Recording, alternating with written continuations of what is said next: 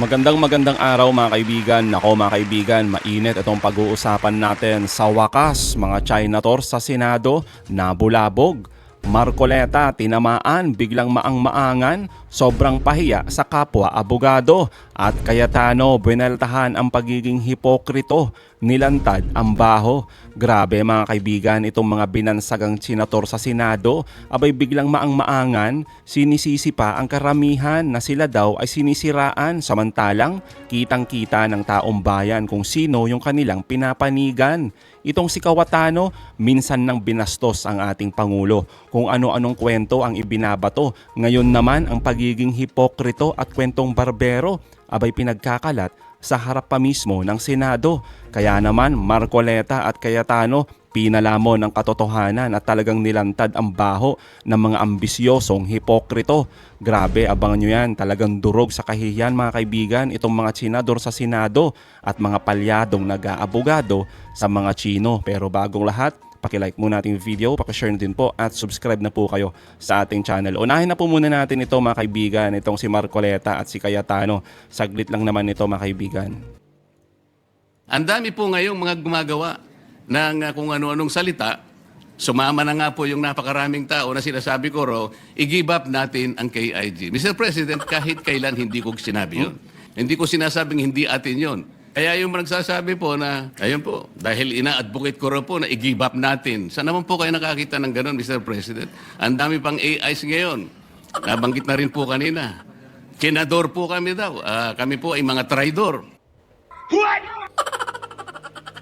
Kaya po kayo sinasabihan ng mga traidor at sinungaling. Kasi nga po kasi, Senador Marcoleta, tignan nyo naman to. Oh, sabi ni Marcoleta noong February 4, ang gawin natin para madali, i-give up natin ang KIG. Oh, di ba? Noong February 6 mga kaibigan, hindi niya daw sinabi na ipamigay natin yung KIG. Tapos ngayon mga kaibigan, wala na siyang sinabi na i-give up ang Kalayaan Group of Islands, yung KIG. Abay talaga mga kaibigan, no, matindi. Ano yun, maang-maangan tapos ang lakas maghamon ng debate kay Commodore Tariela at Justice Carpio. Kaya naman mga kaibigan, heto, muling nileksyonan at binira ni Justice Carpio itong si Senador Marcoleta. Well, that's it. No, it doesn't sound like a senator of the republic. Dahil if you are the senator of the republic, you should be loyal. It is your duty to defend Philippine sovereignty, to Tama. maintain the integrity, territorial integrity. At saka, bakit pamimigay mo? Meron pang arbitration eh. Bakit pamimigay mo lang? Wala kang karapatan to just give that, to say that. Tinanong mo ba yung mga bumoto sa iyo? You are supposed to represent the voters, those who voted for you. I doubt if any of those voters will agree. Totoo naman, di ba mga kaibigan, pag sinabi yan ni Marcoleta na ipamigay na lang yung sariling atin, ewan ko na lang, baka kahit na sabihin niya libreng kuryente, o naipangako niya, hindi yan iboboto. Pag talagang tunay yung kanilang claim, talagang they own it, they can prove that if they have the documents, if they have the proof. This is the way to settle it peacefully. Hindi na pamimigay na lang. Pag ang kinin ng China yung Palawan, pamimigay ba natin na lang? Matatalo tayo sa China pag may gera. May atomic bomb sila eh. Totoo. So, anong gagawin natin pag gusto? In fact, sabi ng China, kanila daw yung Palawan. Yung mga citizens ng China, sinasabi nila, sa kanila yung Palawan. So, pamimigay na rin ba natin ng Palawan? Yun mga kaibigan Yun yung hinihiling natin sa mga Chinators, di ba? Na imbis na kondenahin itong mga harassment at pambubuli ng mga China, wala tayong naririnig. Tapos, si Commodore Tariela pa, yung kanilang pinag-iinitan, ibang klase talaga. Oo, tapos pikunin tong mga to pag sinasabihan na senator no? Ay, nako talaga. Sabi niya, yung West Philippine Sea, wala namang West Philippine Sea.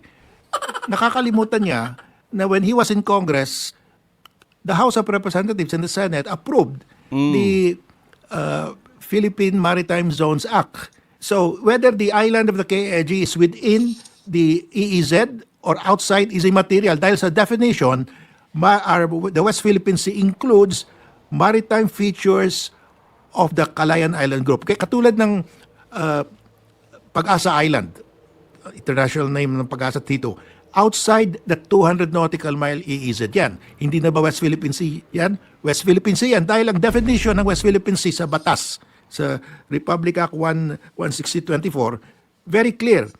Ang West Philippine Sea are the maritime zones of the Philippines, including the maritime zones of the islands of the KIG. So yung KIG islands, part of that are within our 200 nautical mile EEZ at saka part outside. Pero klaro na lahat ng maritime zones ng all the islands of the KIG ay tinatawag pa rin West Philippine Sea. Alam mo, he was a congressman when this law was passed. Dapat basahin niya lang. Andiyan na. Klaro. Nasa batas. And he should be the first to follow the law na his own Congress passed. Maling-mali siya. He's so wrong. And the evidence is there in the law. Sabi niya, wala namang West Philippine Sea. Meron eh. Nasa batas na ginawa ng Congress when he was a member of he was a party list member of the House of Representatives. So, hindi niya siguro binasa. I'll be charitable to him na he did not read. He did not attend the debates. He did not read the law. I don't know what he was doing. Alam mo, may mga estudyante tayo na hindi pumapasok, hindi nag-aral, baka ganyan lang nangyari. Kaya mukhang tama po kayo talaga eh, Justice Carpio, doon sa naunang sinabi nyo dati, na pinakamababang klaseng abogado, itong si Piluka. Dito pa lang mga kaibigan, pagdating sa West Philippines hindi natin alam kung maang-maangan talaga eh, no? O talagang may gusto lang ipahiwatig sa ating lahat. Yung kanyang mahiwagang agenda, no? Na kunwari, di natin alam. Ay nako talaga. Siya ang nagsasabi na yung ating KIG hindi kasama ng West Philippine Sea. Basahin niya lang yung Section 2. Klarong-klaro kasama. Yung maritime features of the Calayan Island Group are part of the West Philippine Sea. Nasa definition, Section 2. So basahin niya na lang, siguro mga 2-3 beses niya basahin, maintindihan niya na. Tama naman, di ba mga kaibigan, yung sinasabi dito ni Justice Carpio, magbasa kung di alam, wag puro kuda, o baka naman maang-maangan lang. Kaya pag tinatawag po kayong Chinators, ay isang paraan po yan ng taong bayan upang sabihin na hindi po kami bulag. Hindi sapat na sabihin nyo lang po na ayaw natin ng gyera. Lahat tayo ayaw ng gyera, syempre, di ba? Pero hindi pwede na sabihin lang na i-give up na lang para madali. Tapos sasabihin na walang West Philippine Sea. Sabi nga po, di ba, ni Pangulong Marcos at ni dating Pinoy, ang tunay na makabayan ay gumagamit ng boses at batas para protektahan ang atin nang walang pasubali. O di po ba?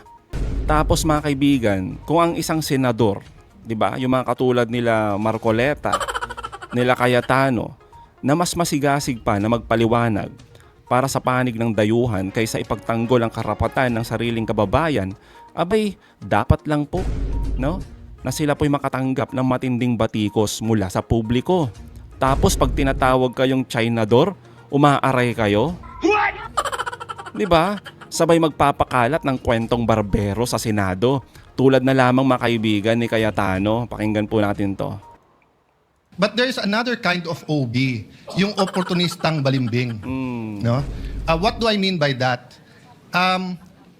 May I ask, Mr. President, honored gentleman, are you familiar with the stand of Secretary Llamas regarding the West Philippine Sea? Today he is one of the most ardent voices, the most firm voice about confronting China. At yung hindi mag-confront sa China ay senador or pro-China. That's a funny thing because before the arbitral ruling was filed, he sought me out. Talaga ba? Sabi niya, Alan, mali approach ni Pinoy. Dapat kinakausap ang mga Chinese. Kung gusto mo, i-set up ko yung meeting between you and the Chinese ambassador. And he did. Talaga ba? Cayetano, oportunistang balimbing. Tinawag pang sinungaling mga kaibigan si Secretary Ronald Llamas. Galing pa mismo sa tuta ng mga Duterte. Ang galing, ibang klase ka talaga. Yung may matindi ang loyalty kahit pa yung amo, madumi. 'Di ba? Totoo ba yung mga pinagsasabi ni Senator Cayetano?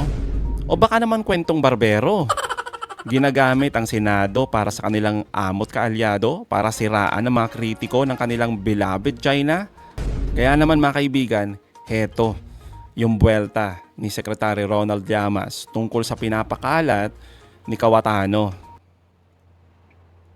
Walang katotohanan yun. Dahil una, pwede naman siya yung kukunin ko para kumbinsihin si Pinoy. Para baguhin ang kanyang foreign policy. Di ba si Alan Peter yung tumawag kay Pinoy na abnoy publicly? Parang mali naman yung kukunin ko para kumbinsihin si Pinoy. Ikalawa, eto pa, kukontrahin ko pa yung foreign policy ng presidente. Sisipain ka nun. Palabas ng Malacanang.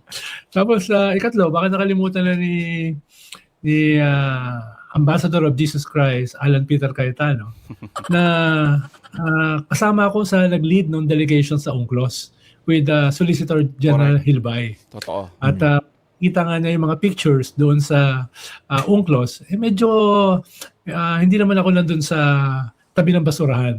Medyo nasa labas, nasa gitna naman at sa harapan. Kaya, ibig sabihin, hindi pwede. Sinipa ako sa UNCLOS. Sinipa ako sa delegation kung ganun yung aking posisyon. No? At pagkuli, ay dahil ito rin yung tao na nagsabi na walang namatay dito sa Tokhang. At yung mga namatay ay lahat ng laban. At sinabi niya ito sa United Nations at saka sa BBC yung interview niya. Diba? Ito rin yung nagsabi na bibigyan niya ng 10,000 bawat pamilya. Diba? Ang daming So, nabudol. ito rin yung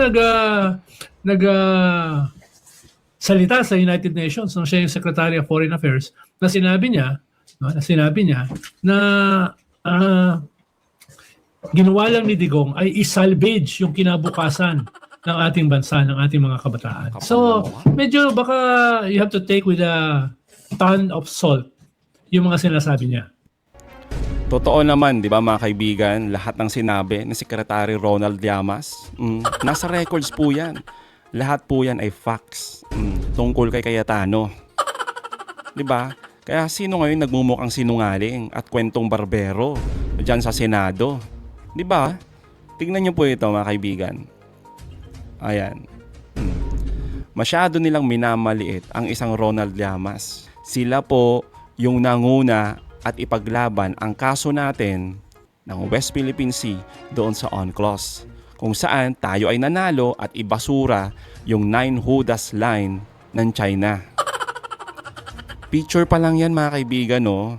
Nakita nyo naman dyan si Justice Carpio at si Sir Ronald Llamas, di ba? Picture pa lang yan mga kaibigan sa dami po na nakipaglaban para i-defend ang sariling atin. Isa po dyan si Justice Carpio at si Ronald Llamas. Patunay po yan noong nanalo po tayo sa 2016 arbitral ruling. Ang tanong, nasan kaya si Marcoleta at si Cayetano? Di po ba? Galit-galitan kayo pag piling nyo binabastos yung presidente ng China, ni Commodore Tariela at ng iba pang mga kritiko. Pero mga kaibigan, tahimik at tameme nung panahon na si Duterte ang nambabastos sa mga iba't ibang lahing presidente. Di ba? Sa mga pare. O, sa mga biktima ng EJK. Nasaan sila? Tahimik mga kaibigan. Tapos ngayon, akala mo talaga halatang halata yung pagiging hipokrito. Napaka-double standards nyo po. Ay nako talaga. Tapos mga kaibigan, ang nakakasuka dito at ang nakakahiya pa, no, may mga senador talaga na ang lakas magbasa at magturo patungkol sa mga Bible verses. Hindi naman nila pinapractice yung kanilang mga pinipreach, no? Ang kakapal ng muka. Ay nako talaga, oh. No? Itong mga invader natin at itong kanilang mga alipores dito, katulad ng mga Duterte, katulad nitong mga nasa minority sa Senado, the lines are drawn. Dapat yung buong gobyerno ay malinaw na yung kanilang nasaan sila. Usapin ito ng bansa, no? Usapin ito ng interplay ng geopolitics sa domestic politics. At malinaw yung interplay ng China sa mga Duterte at sa mga alipores nila, kaalyado nila. Pero pag sinabi ng presidente, not an inch. Diba? Pag sinabi ng presidente na we have to prepare para sa invasion ng Taiwan ng China. Pag sinabi ng presidente, di ba, na walang atrasan, yun yung kwan. Yun yung command. Dapat ang susundin natin yung presidente. Kung ito yung posisyon ng presidente sa foreign policy, no? Kahit sinusubukan ng DFA na mag-backpedal, hindi mali yung mga katulad ni Tariela na nagsasalita ng ganyan. Pero yun nga, ito kasi mga tao natin sa DFA, nakikita nila paano sila ginagamit ni Marcoleta. Correct. At saka ni Alan Peter Cayetano. Sila yung bukang bibig eh. Ginagamit sila. Ba't naman sila nagpapagamit? Di ba? Ba't naman dapat pagsabihan niya mga yan? Kung yung mga DDS, kung itong mga tulisan at saka traidor ay ini-invoke kayo, hindi niyo ba gustong suriing maigi kung baka meron kayong sinasabing mali? Pero kung kino-quote ka ni Marcoleta, kino-quote ka ni Alan Peter, no? At ginagamit ang iyong mga argumento para durugin o balatan yung mga tunay na patriots na pinoprotektahan at pinaglalaban yung ating teritoryo, yung ating soberenya, medyo baka kinakailangan mong tumingin sa salamin at magnilay ng kaunti. Kaunti lang. Tama naman, di ba mga kaibigan, yung sinasabi dito ni Ex-Secretary Ronald Llamas. Dapat mas tindigan pa ng DFA yung kanilang stand para sa ating West Philippine Sea. Di ba? Dahil po sa lantarang pambabastos at aggression ng China sa West Philippine Sea, hindi na sapat yung yung parang paper protest mga kaibigan o ako yung nakasanayan nila na malambot na diplomasya. Hindi naman tayo nakikipaggera, di ba, na aabot na doon. Pero mga kaibigan, sana lang tindigan nila mas malakas pa. Di ba kasi yung mga pronouncement nila ginagamit ng mga Chinator eh. Di ba? Panlaban eh. Para lang ipasok yung kanilang naratibo eh. Di ba? For example mga kaibigan, sana ang gawin ng DFA, no, manguna sila sa paglalabas ng mga videos kung saan matindi talaga yung aggression ng China sa West Philippine Sea. Tapos gawing viral sa international media para makita talaga ng buong mundo. O ganun, di ba? Para makita kung gaano kabuli itong China sa ating karagatan. Tapos manguna din sila sa pagtatanggol sa mga hinaharas tulad nila Commodore Tariela at yung mga iba pang senador na nagtatanggol lang sa sariling atin. Pero mahirap siguro mga kaibigan. No, mahirap na gawin ito ng DFA kasi minsan dito pumapasok yung mga Chinators at mga oportunista. Di po ba? Sinasabotahe kasi nila yung mga ganitong matatapang na hakbang ng ating gobyerno dahil mas inuuna nila ang kanilang political business interest. Kitang-kita yan mga kaibigan 'di ba? Kung ang China po ay gumagamit ng dahas, dapat po tayong gumamit din ng lakas ng katotohanan. Ganyan po yung ginagawa ngayon nila Commodore Tariela. Pero nakakahiya mga kaibigan, kinukontra pa talaga ng mga senador ng Pilipinas. Pinapasahod gamit ang tax ng bayan. Pero wala, di man lang mahiya. Sabi ko nga mga kaibigan, di man lang mauga sa kapal ng mukha. Oo. Di ba? Ang loyalty po natin dapat nasa bandila ng Pilipinas. Hindi sa political convenience o sa mga superpower na umaagaw sa ating karagatan. Sana man lang magising-gising. Ito mga Chinators. Di po ba? So mga kaibigan, anong masasabi nyo patungkol dito? Comment down below. Again mga kaibigan, huwag niyong kalimutan, i-like at i-share itong mga videos. Hanggang sa muli, kita-kita ulit tayo mga kaibigan.